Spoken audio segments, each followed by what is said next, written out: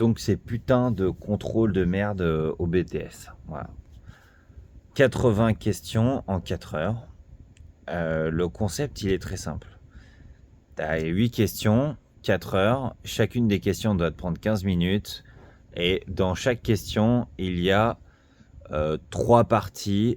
Et dans chacune des parties, il y a 3 questions. Et ça fonctionne en tiroir. Déjà, tu dois lire le contrôle. Alors souvent, une grande question est un problème à lui tout seul. Voilà. Donc heureusement, ils communiquent pas trop entre eux, mais il y a quand même des similitudes de raisonnement parce qu'il y a un thème en fait au contrôle. T'as un thème, n'importe lequel, mais il y a un thème. Et donc le thème, il rebondit sur tous et en fait, t'abordes de 4 façons différentes le même thème. Déjà, ça commence bien, tu épluches le concept jusqu'au bout. Maintenant, déjà lire. Lire le contrôle, ça prend un peu de temps. Moi, je dirais que je mettais 3 quarts d'heure, 1 heure pour lire la totalité du contrôle. Parce que lorsque tu lis le contrôle, tu te rends compte des détails et tu te rends compte aussi de la complexité des problèmes. Parce que ce sont des problèmes qui te sont exposés. Et le problème, il aborde une thématique et tu dois essayer de comprendre qu'est-ce qui est en rapport. Donc j'exagère peut-être un peu 1 heure de lecture. On va dire que j'étais plutôt aux alentours d'une demi-heure de lecture. Mais durant le contrôle, tu relis. Oui, tu relis toujours. Et donc je fais un peu un package. Je pense que je passe au moins 1 heure à relire tout. Est-ce que tu avais le droit de répondre aux questions dans le désordre? Alors, t'avais le droit de faire ce que tu veux. Enfin, du coup, toi, c'était par problème, parce que moi, c'était vraiment. J'avais vraiment. Je pouvais avoir des contrôles avec 4 heures, je pouvais facilement tourner à 60 questions. Ouais, voilà. Et j'avais très bien, ouais, tant que tu mettais le numéro devant, tu pouvais passer de la 58 à la 2, à la 4. Enfin, toi, de te démerder pour tout y répondre, quoi. Mais Ouais, mais toi, c'était peut-être une question. bah, ça dépendait. C'était pas des problèmes. Tu pouvais avoir des. Bah, ça dépend déjà des matières euh, auxquelles tu fais. Enfin, de ce que tu fais. Mais t'avais des partiels où il y avait beaucoup moins de questions. Parce que ouais, t'avais du raisonnement, genre la chimie orga, ce genre de choses. Tu pouvais partir à faire je sais pas combien de copies, tellement t'avais de trucs, quoi. T'avais des raisonnements, des problèmes, Ouais, des c'est ça. machins, C'était ça, la c'est... chimie orga, ouais. La chimie orga, putain, c'était chiant. Ouais, bah ouais, c'était Oh, ça. la chimie orga. Mais t'avais les problèmes de maths. Enfin, de toute façon, c'était toujours des problèmes. Mais déjà, Ouais, même tu sais, les TP, par contre, ça, tu pouvais pas partir avec tes questions dans le désordre parce que c'était toujours l'une impacte celle d'après et si tu te chies à la première, tu chies tout, mais il quoi. y a une façon. Tu sais, tes TP de chimie, putain, tu chies à la première question, t'avais pas le bon calcul, t'avais pas le bon dosage et puis tout était une cascade de merde, quoi. Déjà, ce qui est chiant, c'est qu'on te demande de raisonner scientifiquement avec des chiffres et tout. Mais en fait, c'est que de la compréhension du texte en français. Oui, Parce c'était que, que de la compréhension parce que écrite. voilà, c'est que de la compréhension.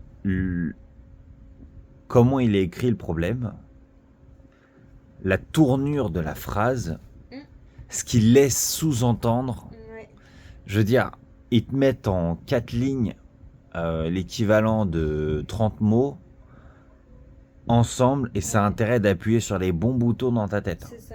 Parfois, il fallait passer par des formules mathématiques pour ressortir le problème de base du truc. Bon, après, nous, c'est parce qu'on était dans une filière scientifique aussi.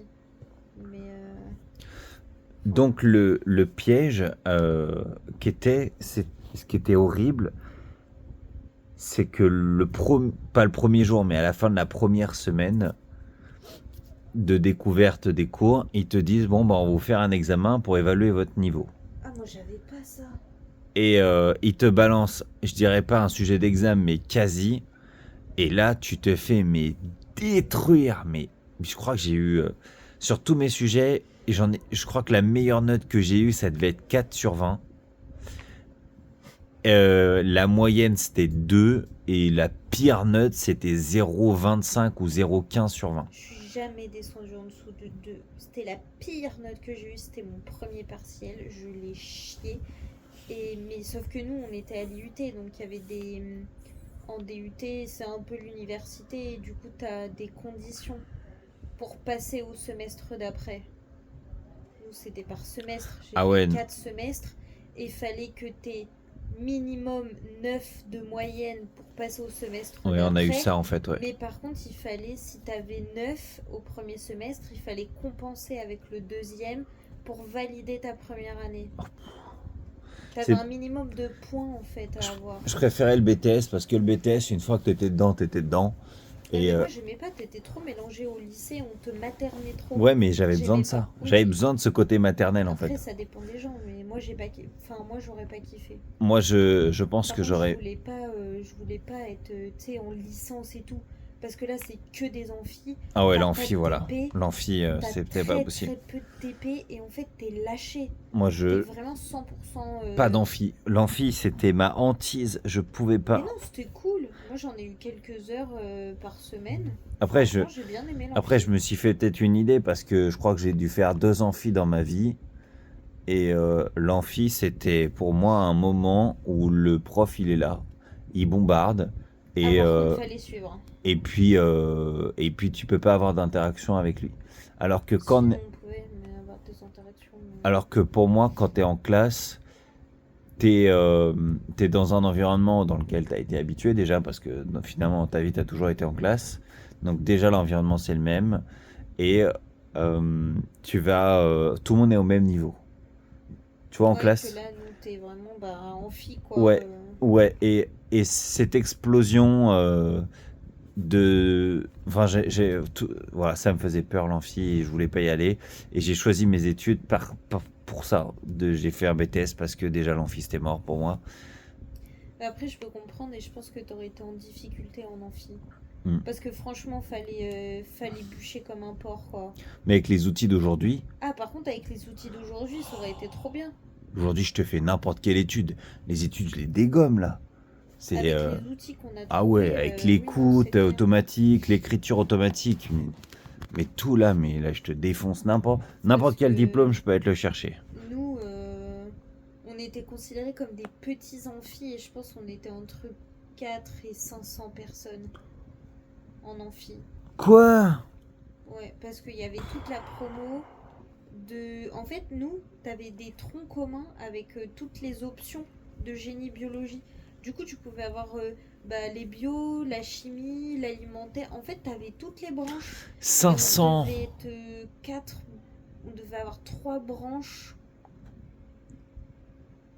Et dans chaque branche, on devait être une centaine, horrible. Je pense qu'on devait être entre 300 et 400 personnes en amphi. Putain, mais il y a plus grand que ça. Bah bien sûr, médecine, ils sont combien? Ils sont 1000. 1000. Tu sais que ma soeur, qui a fait médecine il y a quand même... il y a 15 ans. Oh là là. 10 ans. Quelle horreur. Ouais, il y a 15 ans, je dirais. Allez, on part sur 15 ans. T'avais l'amphi principal, où t'avais le prof, machin et tout. Et quand l'amphi était plein, parce que ça arrivait qu'il soit plein, t'avais des salles ailleurs où t'avais la retranscription de l'amphi en vidéo. Donc t'étais même pas dans l'amphi principal, tu pouvais même pas poser tes questions. Tu voyais le cours en vidéo dans une pièce. Quelle horreur. Quelle horreur. Et puis là, bon, par contre, médecine, t'es lâché comme c'est du bétail, quoi. Tout le monde est lâché, t'as que des cours d'amphi où c'est même pas obligé d'y aller.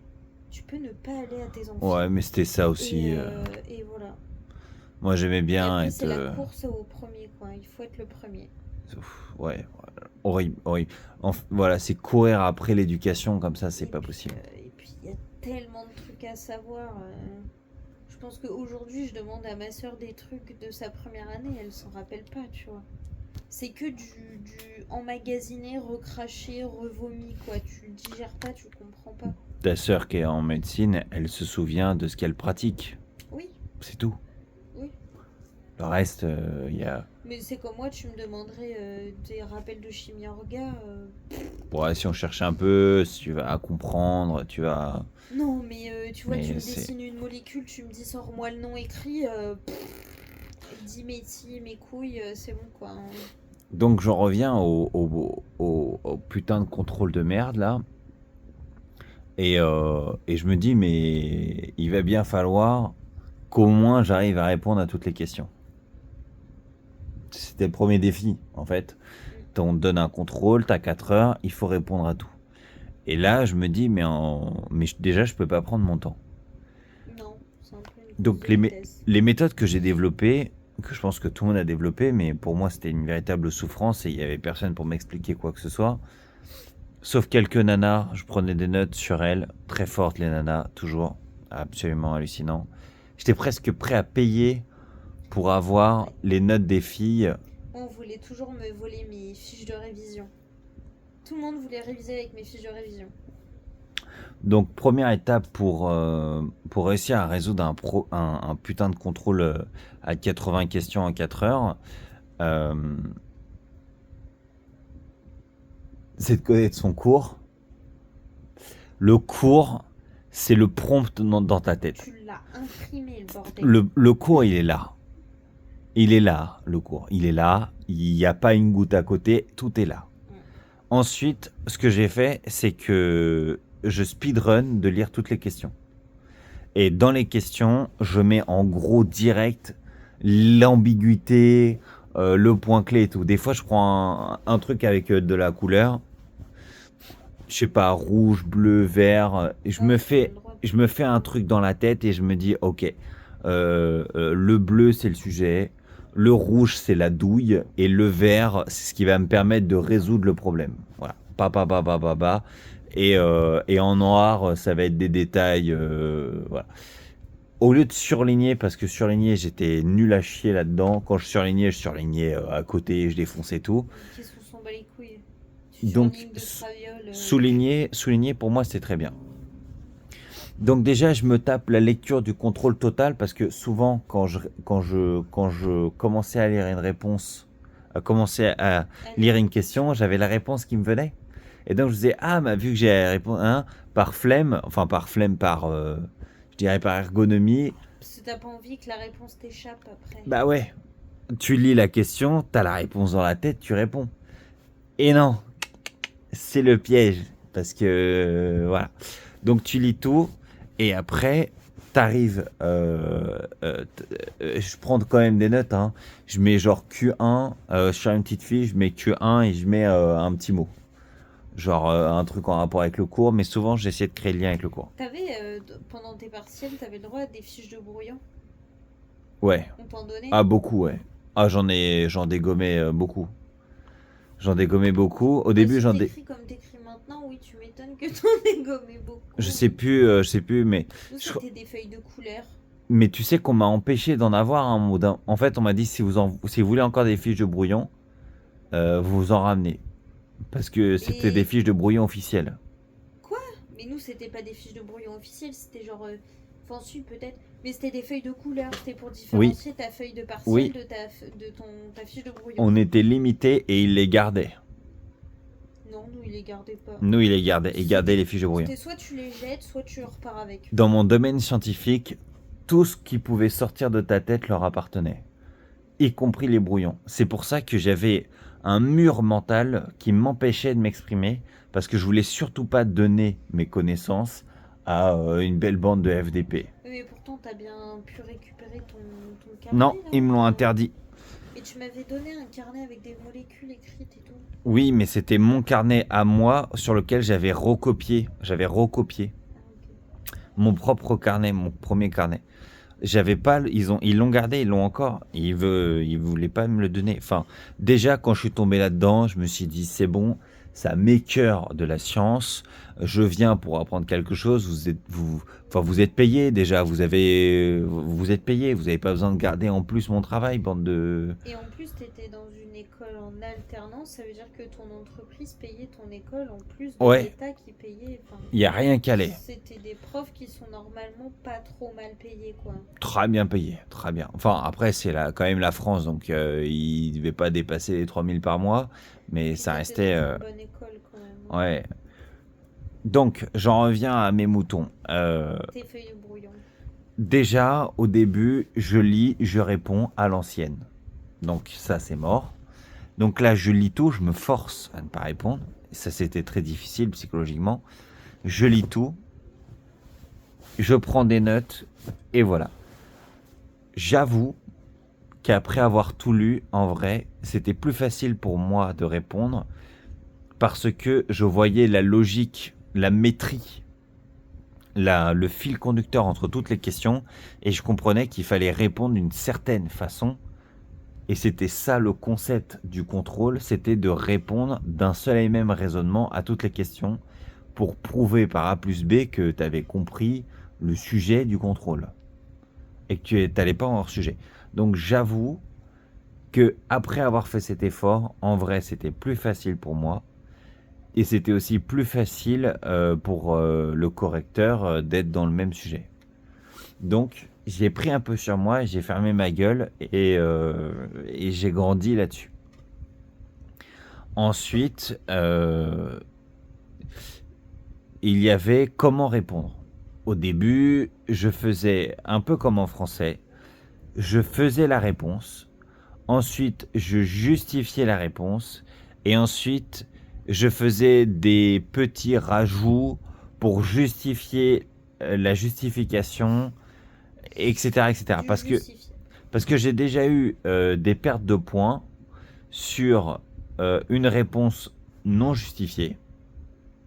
Moi, si tu donnais juste la réponse et qu'il n'y avait pas la justification, soit ils annulaient la réponse. Ah oui, pour au moins te filer la moitié des points, les fils de pute. Si t'as le bon Après, résultat. après il y a eu la moitié des points. Et après, à la fin, t'avais...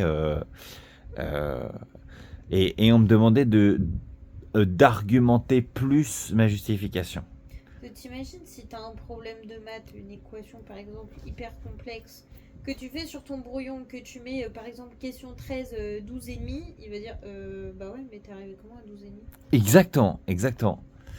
Donc, si... Je peux comprendre. Je crois qu'il y avait un gars dans ma classe qui faisait ça. Donc, le problème du brouillon, c'est que sur le brouillon, bon, tu fais un raisonnement, et après, tu dois simplifier ton raisonnement pour l'exprimer sur la feuille, et d'où le fait que le brouillon, tu l'exploses. Moi, souvent, ce que je faisais, c'est que je lisais le partiel en totalité. Je surlignais au stabilo les points clés des questions. Et si j'avais un début de réponse ou la réponse, je prenais mon brouillon, je notais le numéro de la question et après je mettais tu vois, des éléments clés ou la réponse et comme ça après j'allais justifier dans la rédaction finale, on va dire, de mon partiel au stylo parce que tu n'avais pas le droit d'écrire avec autre chose qu'un stylo bic.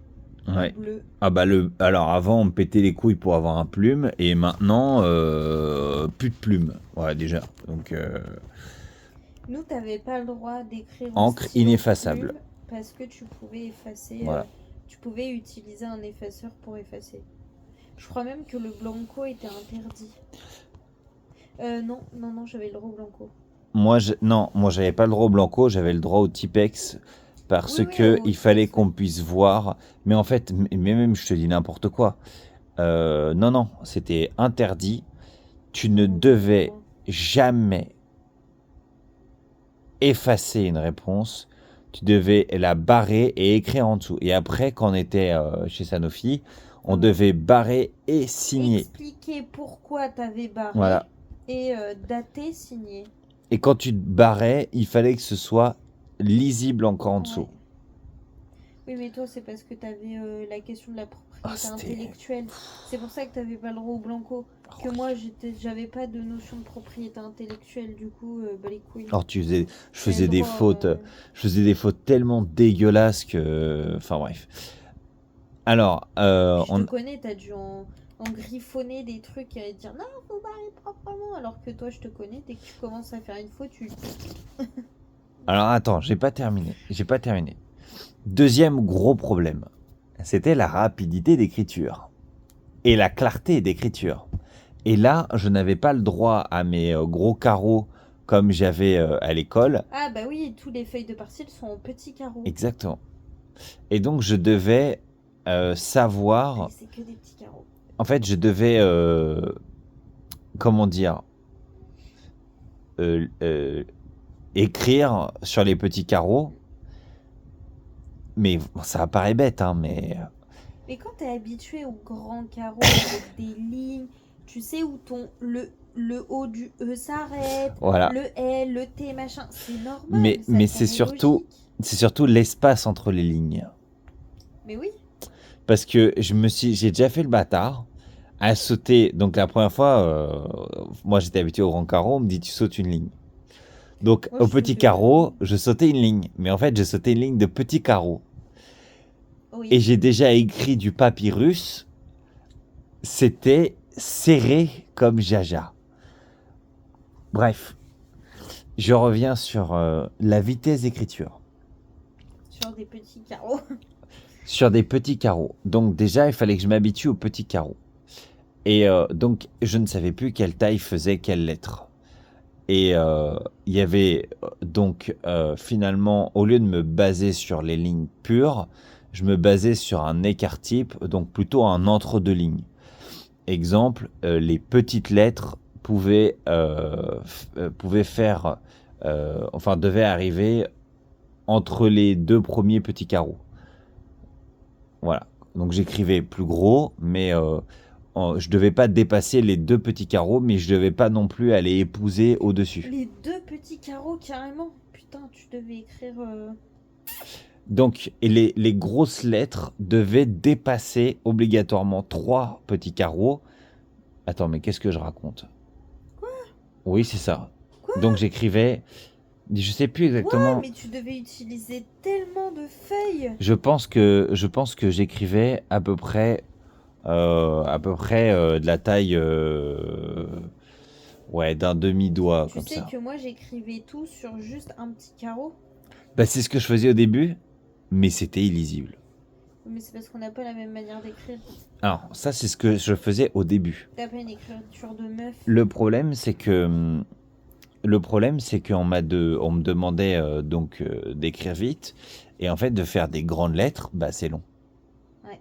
Donc, quand j'écrivais, je faisais des grandes lettres, et plus je passais de temps à faire ma lettre, et plus je risquais de faire une erreur sur la lettre en elle-même. Et oui, c'est débile, mais voilà. Et vu que j'avais, on va dire, peut-être la tête qui allait plus vite que les mains, le temps que j'écrive le mot, des fois, j'oubliais la fin du mot. Parce que dans ma tête, je passais déjà au mot d'après. Voire même à toute la phrase. Donc, j'ai appris à écrire plus vite et automatiquement plus petit. Et à incliner ma feuille. Parfois, l'écran pas de bouche. Parce que Ah ouais, non, mais attends, si en plus t'écrivais la feuille droite. moi, j'étais le FDP qui écrivait la feuille droite en gros, des grosses lettres. Parce que c'était pas possible pour moi. Vive la maternelle, quoi. Mais oui, mais pour moi, l'écriture, c'était une façon de flemme de contrôler tes connaissances a posteriori. Pour moi, quand tu écris, c'est lorsque tu mets quelque chose d'important dans le marbre et que ça doit rester. Alors que lorsqu'on doit valider tes connaissances, à l'oral, ça devrait suffire. Voire même, j'ai envie de te dire, l'oral est plus importante parce que l'oral, c'est un moyen de communication où il va falloir que tu t'adaptes émotionnellement à la personne qui est en face de toi, alors qu'à l'écrit, on s'en bat les couilles. Oui, on regarde juste ton raisonnement. Après, je défends un peu ma position parce que j'aime pas écrire, donc faut bien que je trouve des arguments. Moi, j'aurais dit, tu vois, que certains partiels, même limite, tu les fais avec un tableau blanc ou un tableau à craie, tu vois, on s'en bat les couilles, un tableau, genre, tu sais, pour un raisonnement scientifique. Genre, tu fais un TP et t'as un tableau et tu fais, tu vois, tes calculs avec quelqu'un qui te regarde, quoi. Donc, ce qui est comique, c'est que j'ai de nouveau appris à écrire, et j'ai appris à écrire par mimétisme en regardant l'écriture des autres. Je regardais telle forme de lettre de chacun, et je me disais, d'accord, désormais, je vais faire mes lettres comme lui, comme lui, comme lui, comme lui, les Y et tout, et j'écrivais ta ta ta ta ta ta, et entre ma première année et ma dernière année, mais mon écriture, c'était plus la même personne. Donc, ça y est, mes lettres ne dépassaient plus les Ça y est, petits tu carreaux. savais écrire. Mais voilà, ma lettre ne dépassait plus les petits carreaux et mes grandes lettres dépassaient pas les deux petits carreaux. Ok. Et j'écrivais. Sauf que j'écrivais encore trop serré, donc en fait on m'a demandé d'écarter plus mes lettres. Donc j'arrivais maintenant à écrire un mot sur une plus grande distance. Non mais ça paraît con, hein, mais c'était pas du tout instinctif chez moi. C'était une espèce. D'écrire un grand mot sur ça, quoi. Moi, je pouvais te foutre un mot à 26 lettres en, Ouais, en 3 carreaux, quoi. en, en- 4 carreaux. Ah ouais, c'était horrible. Et Pas donc, de je devais. mouche, quoi. Ouais, bah en fait, je suis passé par tous les stades. J'ai fait les pattes de mouche, les grosses lettres. Et alors, attends, tu vas te foutre de ma gueule, mais avant, j'écrivais même pas. En fait, moi, mes cours, ils m'expliquaient que je devais écrire les lettres droites. Et plus tard, on m'a dit, il faut les écrire en penché comme ça.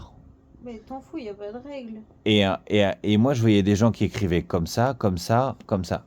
Et, Fais comme tu veux. et en fait, je redressais mes lettres. C'était ça la maladie, c'est que je devais écrire comme ça, mais dans ma tête, j'avais appris la lettre comme ça.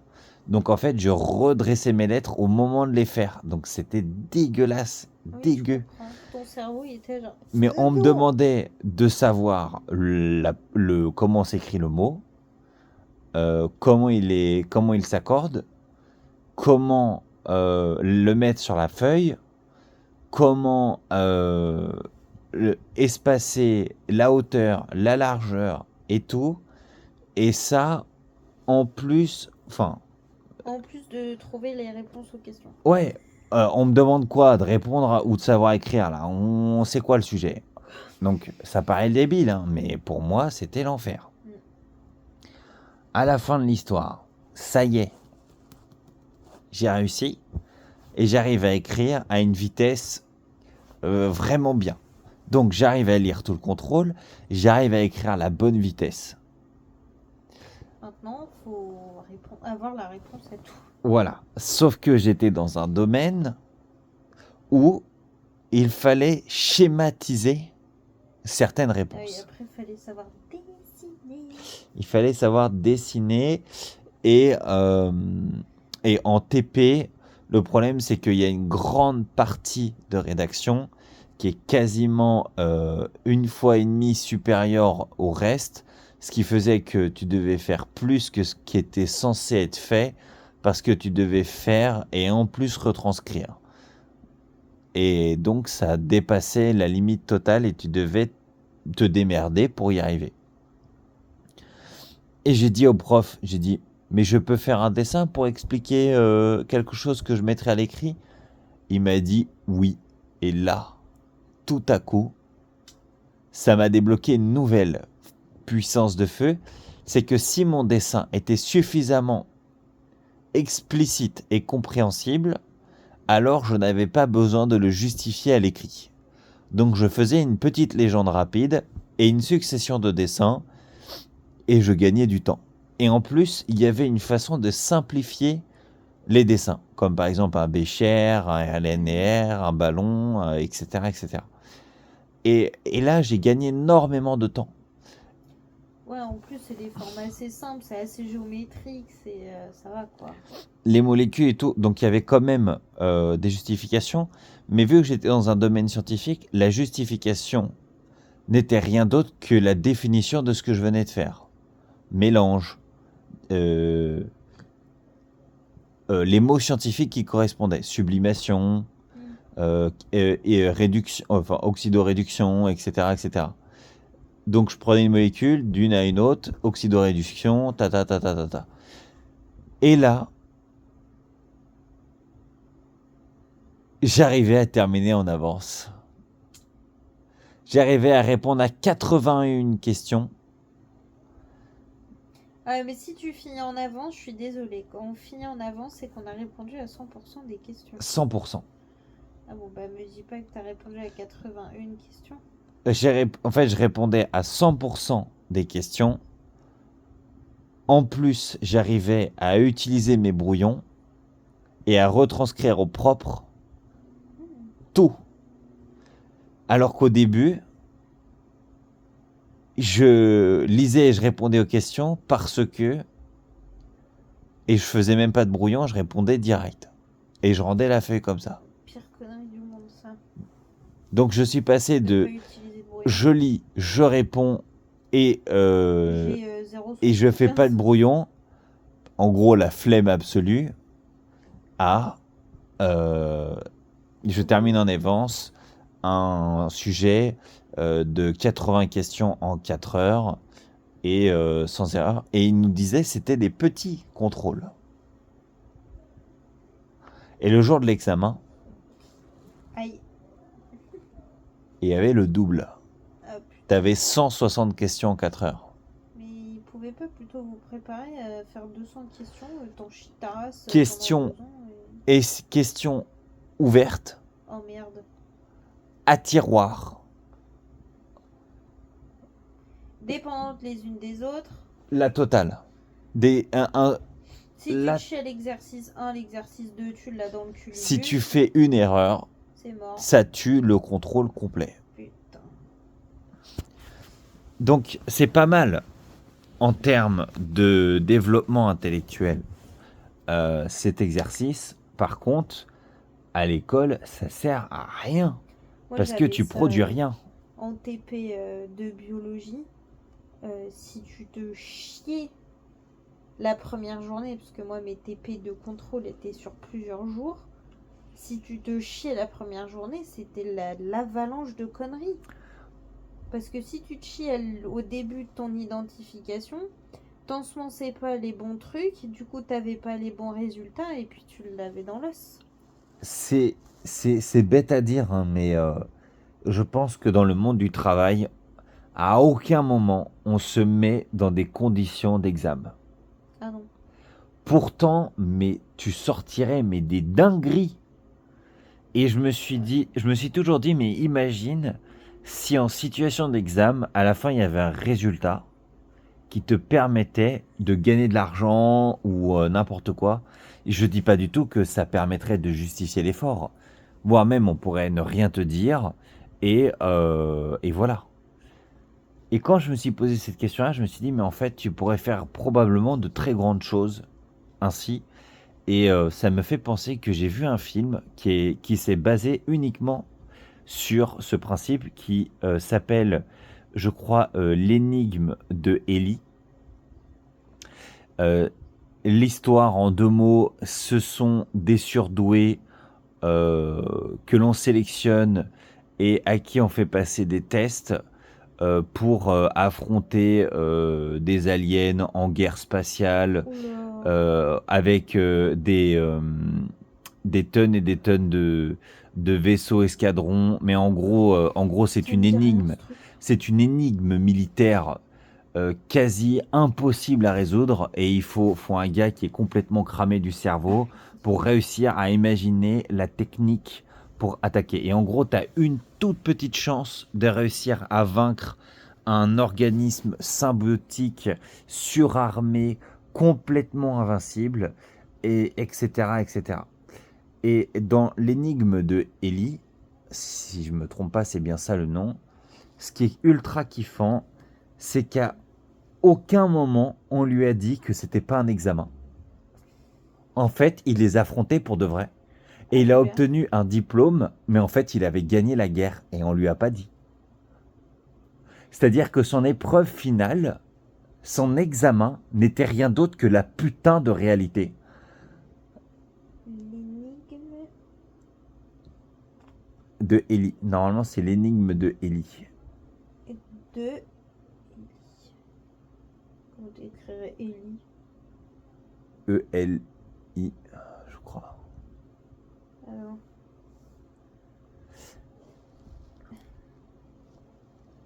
Sauf que le sous-texte de ce film est... Le livre d'Ellie. Non, le livre de Ellie, c'est autre chose. Bon, je retrouverai le nom, mais Ouais, parce que c'est pas ça. bah, c'est l'énigme de quelque chose en tout cas. Et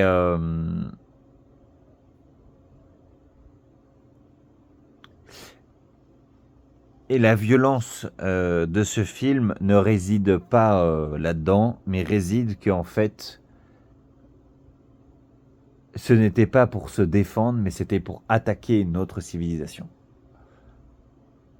Et donc, il a exterminé un monde. C'est avec des extraterrestres. Ouais. Et en fait, il est à l'origine voilà, d'un génocide. Et alors que ça lui a été présenté comme quelque chose, à l'inverse, qu'il fallait se protéger. Donc, par le mensonge, par la gymnastique de l'examen, tu arrives à faire des choses à des gens qui sont complètement au-delà des capacités normales d'une personne lambda. Et si tu arrives à mettre cette puissance à bon escient, alors là, c'est imbattable. Mais là, c'était pour montrer que à mauvais escient, c'est encore pire.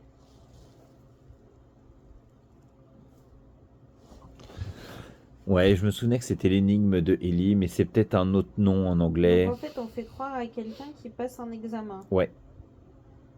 Alors qu'en fait, En fait, En fait, euh, en fait, c'est une stratégie militaire réelle. pour gagner la guerre contre les extraterrestres. Ouais, mais en fait, c'est pas vraiment une guerre, c'est une attaque. Pour gagner une attaque contre des extraterrestres. Ouais, ça doit être à peu près ça. Ouais. Et donc, à la sortie des examens, je suis, euh, je suis changé, en fait. Je suis plus efficace. Et je pense que c'est ce que ça m'a apporté. Mais, euh, mais à aucun moment dans la vie, on te demande d'être dans ce genre de situation. Alors, ce film met en scène un jeune garçon C'est ça. sélectionné pour intégrer une école militaire spatiale dans le but de préparer une future guerre contre une espèce extraterrestre hostile, les Dorifores. Exactement, c'est Au ça. cours de son entraînement, Ender participe à C'est des ça. simulations de bataille spatiale de plus en plus complexes. Exactement, c'est Ça ça. s'appelle la stratégie Ender. Ah merde, ah ouais, je suis complètement à Ça côté. n'y a rien à voir. La C'est sorti en stratégie Ender. 2013. Oh merde. Ce C'est pas film. grave. Merci ChatGPT. Stratégie Under. La stratégie Under. Putain, j'ai craqué. La stratégie Under. C'est un film, c'est une énorme masterclass Je ce crois film. que je l'ai vu en fait. C'est une énorme masterclass. Et ouais, Ça me il dit est un truc. beau, il est intéressant, Bon. il est vraiment, c'est visuel, sonore, tout est parfait. La stratégie Under, ok. Ender's Games, il l'appelle. Donc en fait, ce serait littéralement le jeu d'Ender. Oui, parce qu'il C'est a, fait il a Ender's l'impression que c'est un peu Games. un jeu en fait. C'est un peu, pour lui, c'est un peu un jeu en fait.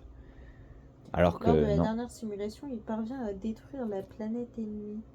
Oui, Pour découvrir ensuite qu'il ne s'agissait pas d'un exercice, mais d'une véritable attaque faisant de lui l'instrument involontaire d'un génocide. exactement. C'est- Magnifique. Parfait. Prends ça dans la gueule. Merci ChatGPT pour cette... Redécouverte. Cette recherche juste à pointer. pour nous avoir aidé à trouver Bah, le nom.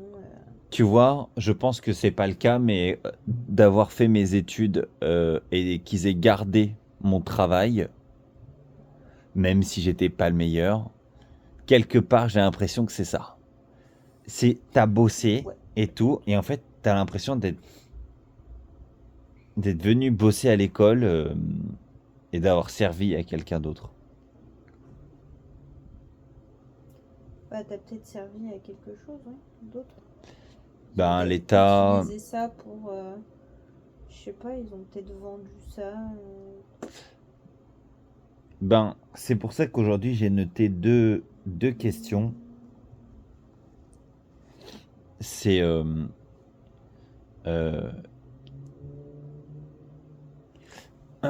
tu es le symbiote de qui et qui te symbiote. Ah oui. Sur ce, je vais aller faire des crevettes. Oui,